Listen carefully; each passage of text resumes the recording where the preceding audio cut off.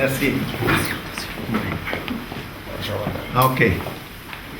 How are you? Comment ça va, mon frère? Ça va. Vous allez bien? Oui, ça va très bien. Oui, allez-y. C'est toujours un plaisir pour moi. C'est-à-dire que vous venez de recevoir le ministre congolais de la Santé. Quels sont les points importants que vous avez abordés? Vous savez, d'abord, c'est toujours impressionnant de rencontrer le ministre de la Santé de la République démocratique du Congo. C'est un jeune frère engagé qui se bat pour la justice sociale, qui essaye de faire en sorte que les programmes de santé soient des programmes d'excellence. Il l'a démontré lorsqu'on a eu la crise d'Ebola, qu'il pouvait être un modèle et qu'il pouvait vraiment partager ce modèle-là avec le reste du monde, l'Afrique. Et là aussi, au niveau du sida, je vois des progrès. Je vois qu'il veut vraiment faire en sorte que la République démocratique du Congo devienne un modèle en termes d'élimination de la transmission de la mère à l'enfant. Il veut accélérer la réponse. Il veut faire en sorte qu'on puisse aller à l'échelle dans les villes avec notre nouvelle vision 90-90-90. Tout cela est très encourageant et je tiens encore à le féliciter et je suis vraiment ravi de voir que le leadership au niveau gouvernemental est effectif et nous conduit vers des résultats.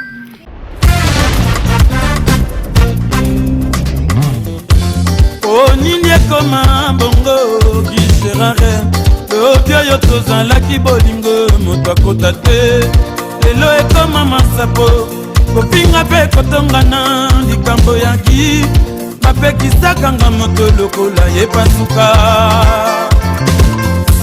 nanyonga bongolelinga yo molema nasalaka maso mwasi asalaka moto alingi elesi ata te nakorekolte deception tanga bambula mitano tobanda nalo nakambolingo na elike kobota koma kuidamo onini yotenga tolotolo na motema mpasi baninga bakomi osekanga ntoni zela nini nakoleka bazanga kolakisanga misapi nakomi na ngai solo kaka soba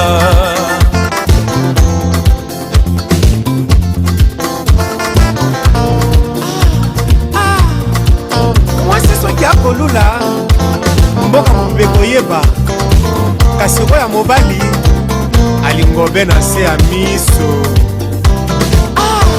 onini ekoma mbongo kigerare lobi oyo tozalaki bolingo moto akota te lelo ekoma masapo kopinga mpe kotongana likambo yaki apekisakanga moto lokola yepasuka nanyanga bongolelinga yo motema nasalaka maso mwasi asalaka moto alingi elesi ata te nakorekolte deception kanga bambula mitano tobanda nalonaka bolingo na elike kobota moma kuidamo onini yotenga tolotolo na motema ompasi baninga bakomi osekanga ntoni zela nini nakoleka bazanga kolakisanga misapi nakomi na ngai solo kaka soba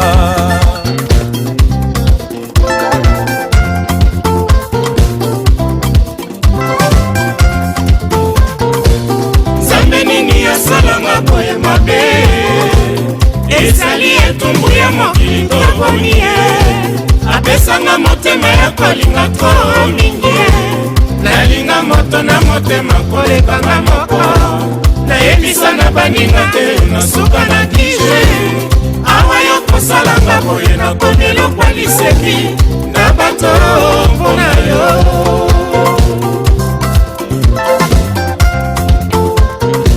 sango na ngai ekomi lokola nouveau te ekatisi biso bena bibale mpe bangomba bolingo ekenda sango bayeba biso bana mapasa lelo yosalishwa na yo tikinganga mbongo lelo likamwanga na yo ekomi mbongwana mbongwana o likamwisi likambo ya kamwa nayokaka mokili kobangwana mpo nange bongwani mbongwana o likambo esi likambo ya nkambo mandela tozela kutakala zeno papa na boli mbongwana o likambo esi likambo ya nkambo nayokaka mokili kobangwana.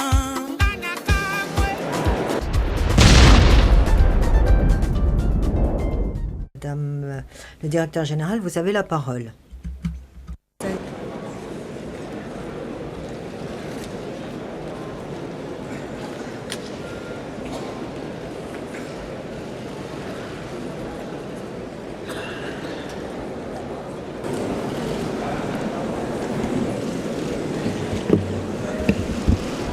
You want to take photographs? Vous voulez prendre des photos d'abord? Vous avez terminé? Merci. Mr. President, Monsieur le Président, Excellences, honorables ministres, Mesdames et Messieurs les ambassadeurs, honorables délégués, chers collègues, Mesdames et Messieurs. La santé publique éprouve toujours des difficultés à tenir en échec les maladies infectieuses, à modifier les comportements sur le plan de la santé et pour dégager suffisamment de ressources pour accomplir ces tâches et beaucoup d'autres. Mais parfois, nous devons prendre un peu de recul. Nous devons prendre du recul pour nous féliciter. L'engagement en faveur des objectifs du millénaire pour le développement ont permis de déployer de l'énergie, de la créativité et surtout de trouver des fonds pour relever certains des plus grands défis sanitaires de ce siècle. Nous pouvons nous féliciter du fait que moins d'enfants meurent chaque jour, qu'il y a une baisse de 44% de la mortalité maternelle et la réduction, ou plutôt la guérison de 85% de cas de tuberculose. L'Afrique en particulier peut se féliciter d'une baisse de 60% de la mortalité provoquée par le paludisme. En particulier, depuis que l'Alliance africaine contre le paludisme, soutenue par des partenaires, a tant fait pour aboutir à ce résultat. Nous pouvons nous féliciter de l'intensification d'un traitement salvateur, le plus salvateur de l'histoire. Permettez-moi un petit rappel. Plus de 15 millions de personnes vivent avec le VIH-Sida, mais bénéficient maintenant de thérapies rétrovirales, alors que le chiffre correspondant n'était que de 690 000 en l'an 2000. C'est tout à fait impressionnant. Une culture de reddition de comptes, de responsabilité s'est développée au cours de l'ère des OMD pour rendre l'aide plus efficace, plus transparente, pour faire mieux entendre la voix de la société civile, pour tenir les gouvernements responsables ainsi que les donateurs invités à honorer leurs promesses. Le profil de la santé s'est également modifié. La manière dont l'on considère la santé maintenant est différente. Autrefois, l'on considérait la santé comme une source d'utilisation de ressources, alors que maintenant, l'on considère cela comme un investissement pour une société plus juste, plus équitable. Tout un chacun dans cette salle peut être fier des résultats obtenus. Vous avez sauvé de nombreux millions de vies. Vos innovations techniques et scientifiques nous permettent d'être bien préparés pour nous fixer des objectifs encore plus ambitieux. Vous, Mesdames et Messieurs les ministres, chers partenaires, vous méritez des applaudissements.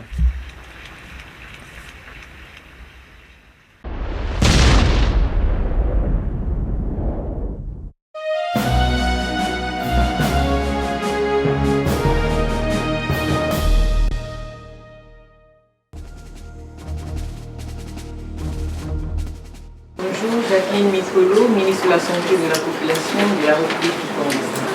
Docteur Félix Kabange, ministre de la Santé de la République démocratique du Congo. Bonjour, je suis Dr Jobas, je suis le secrétaire général du ministère de la Santé, représentant du ministre de la Santé qui est en train actuellement de présider la séance en plénière.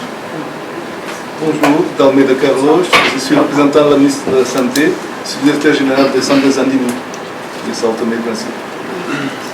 Bonjour, je suis Mouhar Kalla, ministre de la Santé du Niger. D'accord, je pense qu'on a fait le tour. Je vais d'abord vous dire que cette rencontre que nous avons aujourd'hui est très importante parce qu'elle concerne tous les pays francophones et lusophones avec bien sûr nos différentes couvertures vaccinales. Avant cela, je voudrais souhaiter la bienvenue en tant qu'ancienne. Ça fait 5 ans que je suis ministre de la Santé. Je vois qu'il y a eu beaucoup de changements dans nos pays. Je voudrais donc vraiment souhaiter la bienvenue à tous nos frères et sœurs qui nous rejoignent dans la gestion de nos différents systèmes de santé et dans nos pays respectifs. C'est une tâche, c'est un engagement et surtout une confiance que nos présidents nous font. Et il est vraiment essentiel que nous puissions avoir la culture de la redevabilité auprès de nos populations.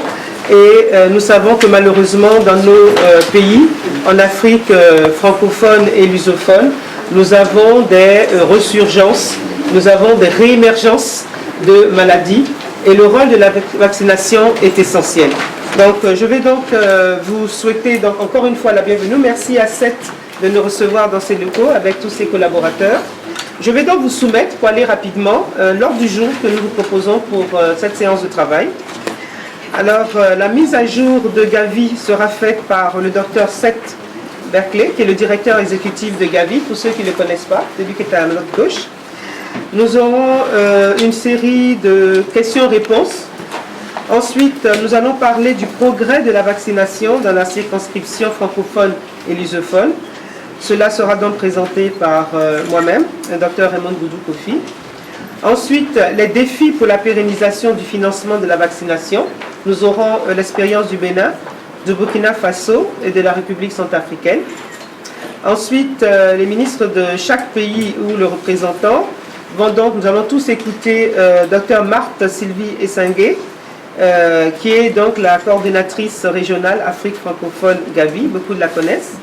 Ensuite, nous aurons un petit temps de discussion et la représentation de la circonscription dans le conseil d'administration de Gavi et ses commissions sera donc présentée par Joanne Götz. Joanne, voilà, elle est derrière, elle est en rouge. Et nous allons aborder quelques questions de divers pour bien sûr donner la parole à nos ministres et bien sûr experts. Alors ce que je vous propose, dans la mesure où nous n'avons pas bien sûr beaucoup de temps, on utilise toujours cette période entre midi et 2.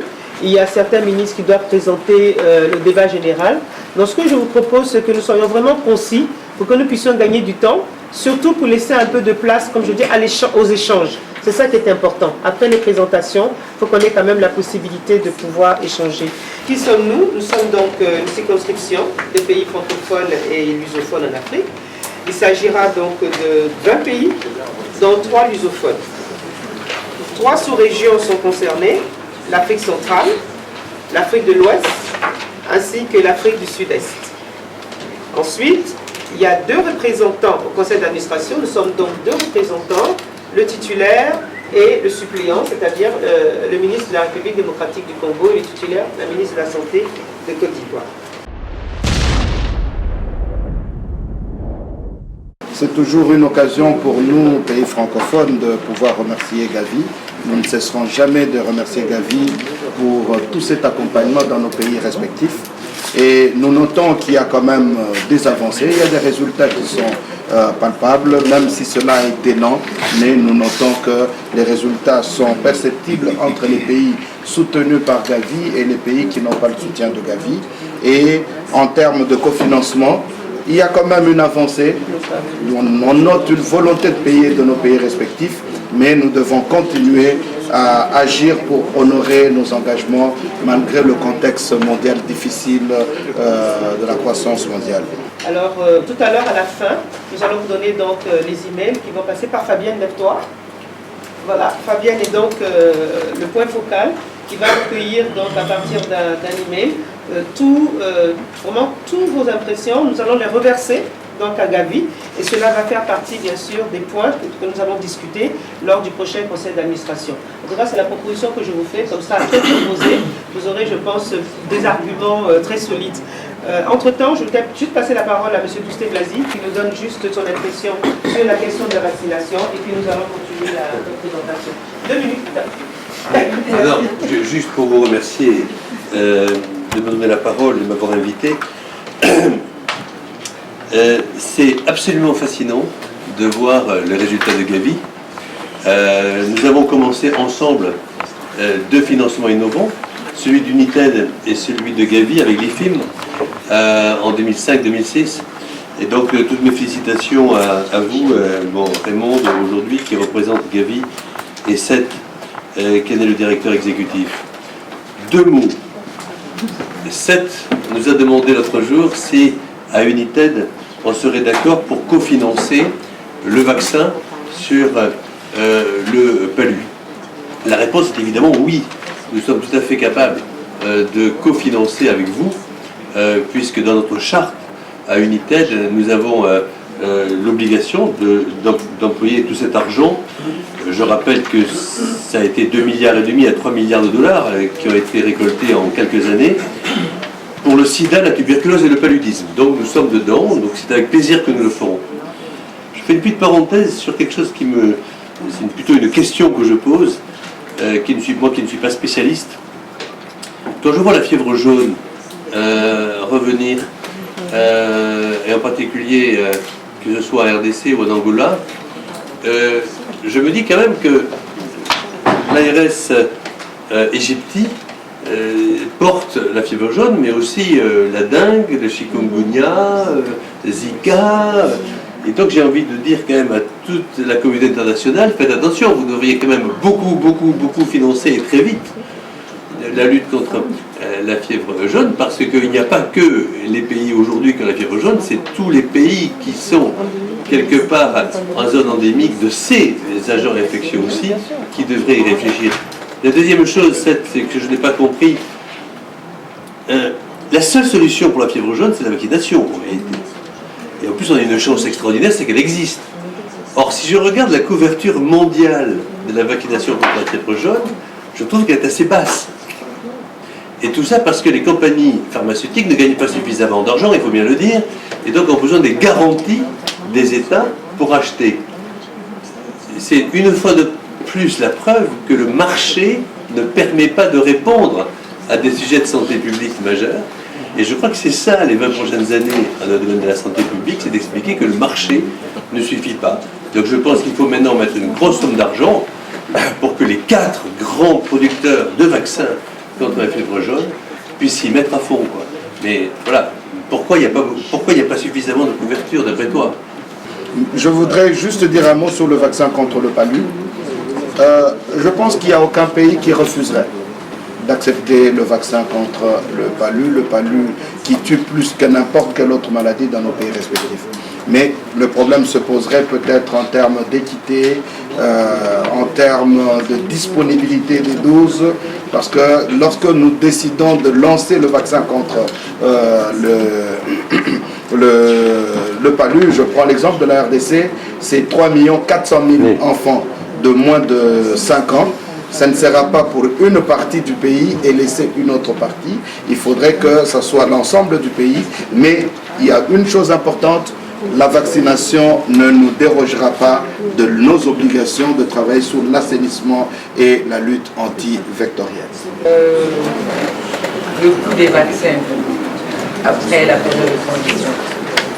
Nous avons des problèmes avec des vaccins polio.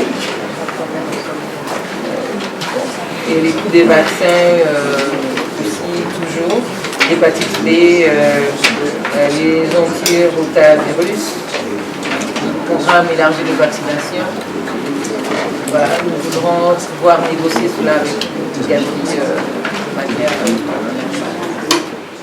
L'adresse email de Fabienne est là. Je sais que vous mettez les noms des pays, mais transmettez-nous par l'adresse de Fabienne les noms des personnes que vous déléguez à ces commissions. Voilà. Ça, c'est la première chose. La deuxième chose, ce sont les avis sur les vaccins, parce que ce sont des sujets qui sont prévus pour le conseil d'administration du mois de juin. Pour le paludisme, donnez vos avis et considérations. Mais tout à l'heure, Madame la ministre de la Côte d'Ivoire a dit également pour la fièvre jaune, si on peut donner les avis et considérations. Au-delà de cela, s'il y a des problèmes particuliers, que vous voudrez que nous puissions porter au conseil d'administration, prière d'envoyer par la même adresse les suggestions ainsi que des propositions par rapport à vos problèmes respectifs. Parce qu'en réalité, nous, en tant que vos représentants, nous ne présentons pas nos problèmes, mais nous présentons les problèmes des pays francophones.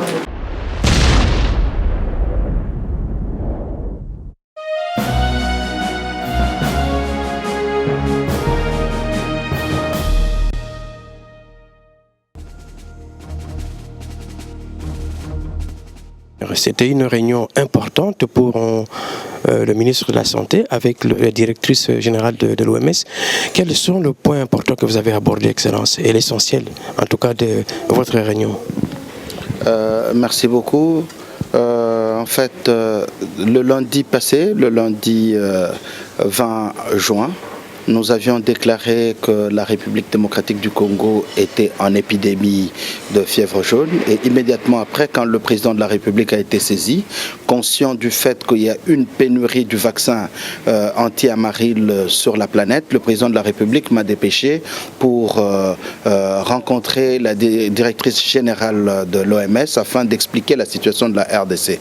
Et c'est dans ce cadre-là que nous avons d'abord participé au conseil d'administration de Gavi Alliance. Comme vous le savez, la RDC et la Côte d'Ivoire représentent les pays francophones au conseil d'administration. Et dans ce conseil d'administration, nous avons discuté sur le problème de la fièvre jaune en Angola et en République démocratique du Congo.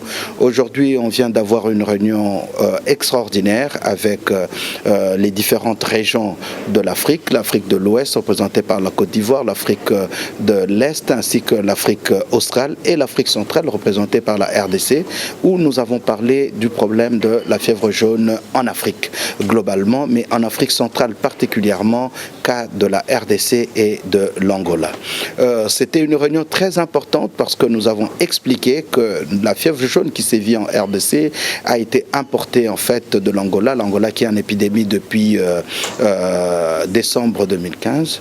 Ensuite, nous avons fait part de la réunion bilatérale qui a eu lieu entre les ministres de la Santé de la RDC et de l'Angola et du besoin urgent que nous avons aujourd'hui de pouvoir vacciner pour arrêter l'épidémie. Je suis très heureux parce qu'après tout le débat que nous avons eu, la directrice générale de l'OMS, Mme Margaret Chan, qui se félicite d'abord du leadership du président Kabila pour avoir combattu Ebola et de la façon dont nous avons fait la riposte qui a eu lieu il y a environ 2 semaines à Kinshasa et dans les 9 zones de santé du Congo central où nous avons eu à vacciner environ 2 200 000 personnes.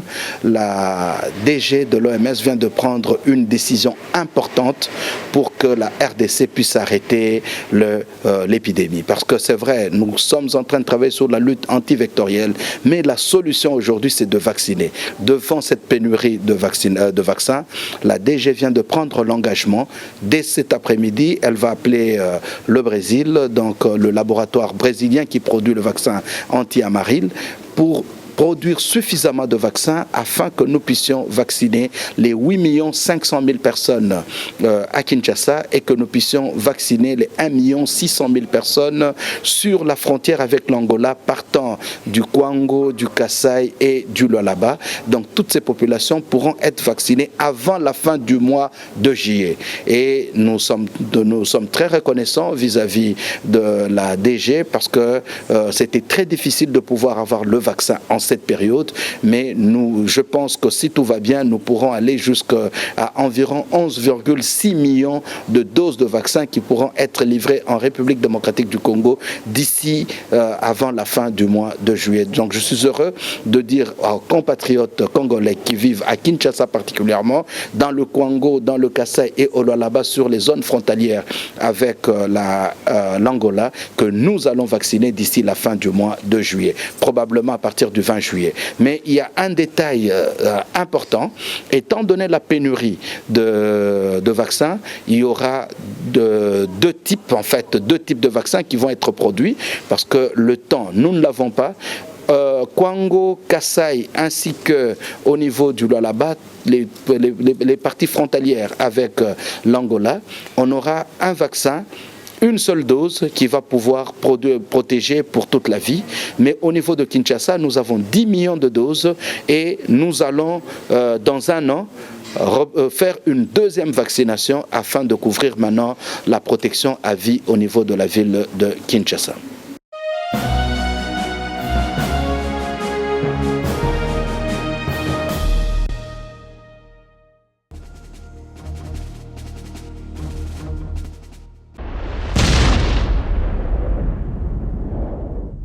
C'est toujours impressionnant de rencontrer le ministre de la Santé de la République démocratique du Congo. C'est un jeune frère engagé qui se bat pour la justice sociale, qui essaye de faire en sorte que les programmes de santé soient des programmes d'excellence.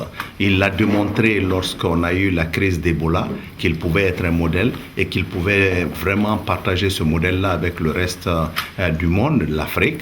Et là aussi, au niveau du sida, je vois des progrès. Je vois qu'il veut vraiment faire en sorte que la République démocratique du Congo devienne un modèle en termes d'élimination de la transmission de la mère à l'enfant.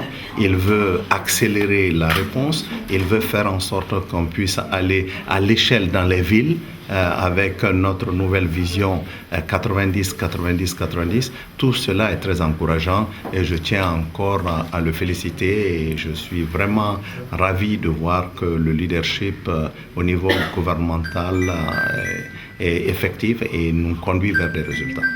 Vous savez, le président Joseph Kabila Kabange a pris l'engagement solennel d'une génération sans sida en République démocratique du Congo. Et c'est justement cette génération sans sida qui a fait que la RDC se lance justement dans la lutte contre le VIH, particulièrement le volet de la transmission de la mère à l'enfant. Sur le plan international d'abord, il y a des grandes avancées qui ont été effectuées. Environ 600 000 personnes aujourd'hui, 600 000 enfants ont été sauvés, sont nés sans VIH grâce justement aux efforts qui sont déployés à travers le monde.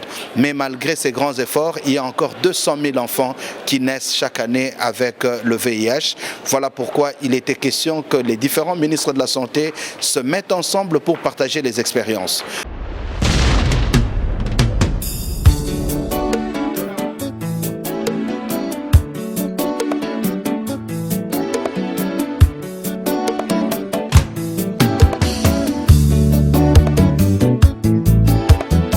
Zela zela mama bolingo yango ekoyaka te o sika na ngai na miso na bombeli yo ba souvenir zonga ya kasherie na tikala maboko mpamba otika ngai te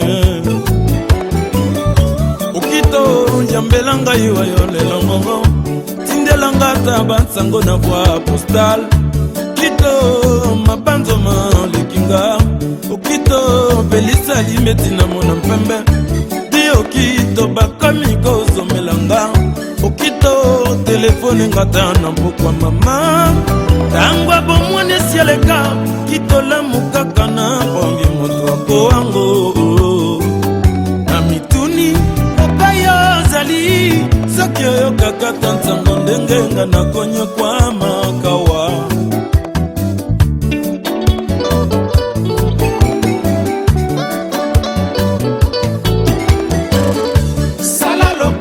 banzawa moninga moyete lembisa mokesinga noki nakowa nakokoka te kolula kozango mono na miso ekotindanga pene ya kilau nalangwelamu nani abimelanga ta na ndoto mama o aya nolelanga mpasi nanga eske nakosala kaka boye vinanga mobimba soki mpe nakofuta masumu ya bolingo